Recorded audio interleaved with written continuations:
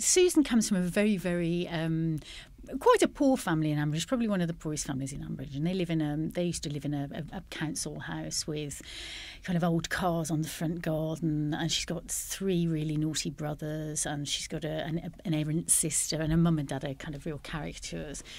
So I think what's happened with Susan is that as she's grown, she's suddenly realised that she wants to get out of that. So she's a real social climber. She just wants to be better than she ever was. She first had an encounter with Neil Carter, who was a pig man, and unfortunately got pregnant, and so they had to get married.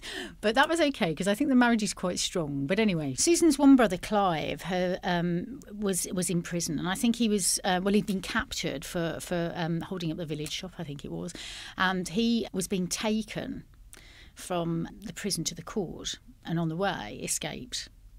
Came to Susan's house, and she was in an absolute flurry. He was quite menacing. I think she was quite scared of him, actually. But also there was this kind of brotherly thing where she felt that she had to support him.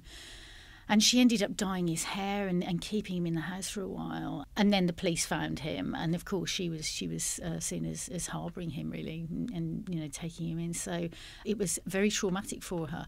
And actually, when Alex, who plays Clive, when we were recording it, it was very, very intense. It was probably one of the most intense bits of acting I've done in The Archers. You must have gone home exhausted. Yeah, absolutely, definitely, yeah, because everything was at such a high pitch, because there was all the tension, all the drama, crying, and then of course, when I had to go to prison, it was great stuff. It was lovely to do, and the writing was super. So it was a joy to do as an actor, but it was quite draining. And when do you find out you're going to get a storyline like that? How much warning do you have?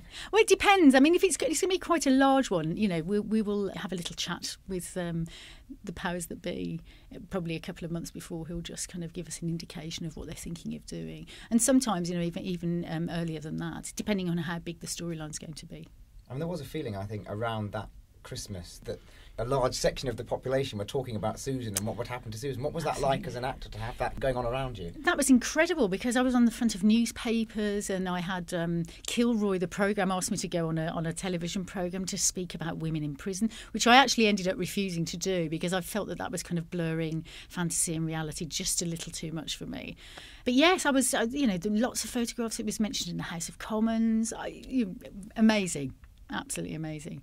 There was an interesting group of fans who'd set up the Free the Ambridge One campaign, so I was sent little badges with that on. So it was a great time, really good fun, really good fun.